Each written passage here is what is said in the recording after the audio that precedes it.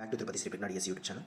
అఖండ revision టెస్ట్‌కి సంబంధించి మనకైతే షెడ్యూల్ అయితే ఇవ్వడం జరిగింది. ఇందులో భాగంగా 7th క్లాస్ సంబంధించిన తెలుగు అనేది మనకు నెక్స్ట్ ఎగ్జామ్ అనేది ఉండబోతుంది. ఈ వీడియోని డిఎస్సీ రాసే మిత్రులందరూ కూడా షేర్ చేయండి. ఈ ఎగ్జామ్ అనేది ఆఫ్లైన్‌తో పాటు ఆన్‌లైన్‌లో కూడా కండక్ట్ చేయడం జరుగుతుంది. మరింత సమాచారం కోసం స్క్రీన్ పైన ఉన్న నెంబర్‌కి అయితే కాల్ చేయండి. టెక్స్ట్ బుక్ అనేది ఎంత ప్రామాణికం అంటే ప్రతి బిట్ కూడా టెక్స్ట్ బుక్‌లో వస్తుంది. కాబట్టి టెక్స్ట్ బుక్‌ని మాత్రమే మీరు చదవండి. టెక్స్ట్ బుక్ వ్రాపర్ పైన కూడా ఈ విధంగా మీకు ఇన్ఫర్మేషన్ వస్తుంది, గుర్తుపెట్టుకోండి. ఇంకా 7th క్లాస్ పరంగా చూస్తే మనకైతే 2 రకాల సెమిస్టర్లుగా మనం డివైడ్ చేయడం జరిగింది. ఇందులో భాగంగా మీరు ఎప్పుడు విన్నటువంటి కవులు కూడా ఇందులో అయితే రావడం జరిగింది. మొదటి సెమిస్టర్‌లో ఒక పాఠానికి సంబంధించి రాసిన కవి ఎవరు, ఆ కవి ఏ ప్రక్రియలో రాశారు, ఏ ఇతివృత్తాన్ని తీసుకొని రాశారనే అంశాలు కూడా మీరు జాగ్రత్తగా నేర్చుకోవాలి. ప్రతి పాఠానికి సంబంధించి మీకు ఇది తెలుసా అని చెప్పి కొన్ని అర్థాలైతే ఇవ్వడం జరిగింది. వాటిని అయితే తెలుసుకోవాలి. ఇంకా గ్రామర్ పరంగా చూస్తే పూర్వపదం అంటే ఏమిటి, పరపదం అంటే ఏమిటి, ద్వితీయ విభక్తి విభక్తుల పరిచయం అనేది మనకు 5th క్లాస్‌లోనే ఉంది. మరియు ఇన్ డెప్త్‌గా ఇన్ఫర్మేషన్ మీకు 7th క్లాస్‌లో కనిపిస్తుంది. ఉదాహరణకి ద్వితీయ విభక్తి అనేది కర్మను గురించి తెలియజేసే సందర్భంలో వాడతాము. ఈ వాక్యం అనేది మీకు ఎక్కడ టెక్స్ట్ బుక్‌లో కనిపించదు, టెక్స్ట్ బుక్‌లోనే కనిపిస్తుంది. ఆ తర్వాత ఇంకా ఒక గొప్ప వ్యక్తికి సంబంధించిన స్టేట్మెంట్స్ అనేది ఇవ్వడం జరిగింది. ఒక రచయితకి సంబంధించి ఆ రచయిత యొక్క బ్యాక్‌గ్రౌండ్ ఏమిటి, ఏ అవార్డ్స్ పొందాడు, దేనివల్ల ఆ అవార్డ్స్ పొందాడు, వారికి వచ్చినటువంటి అవార్డ్స్ ఏమిటి, ఇలాంటి అంశాలన్నీ కూడా ఇవ్వడం జరిగింది. ప్రకృతి వికృతులు కావచ్చు, అర్థాలు కావచ్చు, సందులు కావచ్చు, అవన్నీ కూడా మీకు 7th క్లాస్‌లో కనిపిస్తాయి. ప్రతి పాఠానికి ఒక నీతి పద్యం అనేది ఇవ్వడం జరుగుతుంది. ఆ నీతి పద్యాన్ని కూడా మీరు ఖచ్చితంగా చూసుకోవాల్సి వస్తుంది.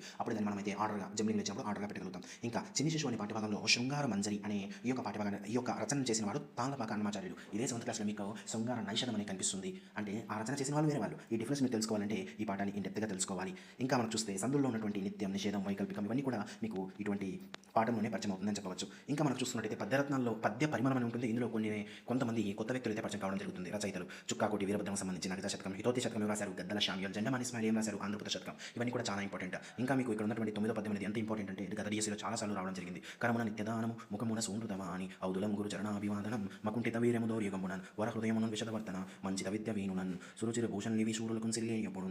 ఈ పద్యాన్ని ఇచ్చేసి ఆర్డర్లో పెట్టండి అని చెప్పి ఎన్నోసార్లు అడిగారు. ఇంకా ఇన్ డెప్త్‌గా చూస్తే ఆదేశం అంటే ఏమిటి, చతుర్థి విభక్తి ఎప్పుడు వాడతారు, ఒక స్టేట్మెంట్ ఇచ్చేసి ఆ స్టేట్మెంట్ ఎప్పుడు కలుపుకుంటారు, గుణదల ఉత్సవం, కోటపకొండ ఉత్సవం, రొట్టెల పండుగ, అహోబిల ఉత్సవం, లేపాక్షి ఉత్సవం, ఇవన్నీ కూడా చాలా ఇంపార్టెంట్, గుర్తుపెట్టుకోవాలి.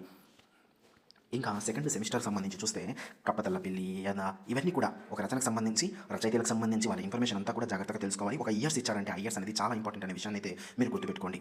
ఇంకా భాషాంశాలకు సంబంధించి సమాపక్రియ, అసమాపక్రియ, అత్వసంధి, ఉత్వసంధి, ఇత్వసంధి, సమర్థ సంధి, గుణసంధి, వృద్ధి సంధి, యనాదేశ సంధి ఇవన్నీ కూడా చాలా ఇంపార్టెంట్ అని చెప్పవచ్చు. ఆమ్రేడిత సంధి, షష్ఠి విభక్తికి సంబంధించి ఇవన్నీ కూడా మీకు చాలా ఇంపార్టెంట్.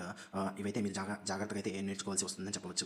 ఇంకా డెప్త్గా చూస్తే బాలచంద్రుని ప్రతిజ్ఞ అనే పాఠ్యభాగంలో ఒక లైన్ ఇచ్చేసి ఆ లైన్ తర్వాత వచ్చేది ఏమిటి, ఈ సందర్భంలో ఎవరి గురించి చెప్పడం జరిగింది, ఇలాంటి అంశాలన్నీ కూడా అడగడం జరుగుతుంది. ఇంకా 7th క్లాస్లో ఉన్నటువంటి ప్రత్యేకత ఏమిటంటే మీరు గుర్తుపెట్టుకోవాల్సింది లాస్ట్ పేజీలో మీకు ఇది కనిపిస్తుంది, గుర్తుపెట్టుకోండి.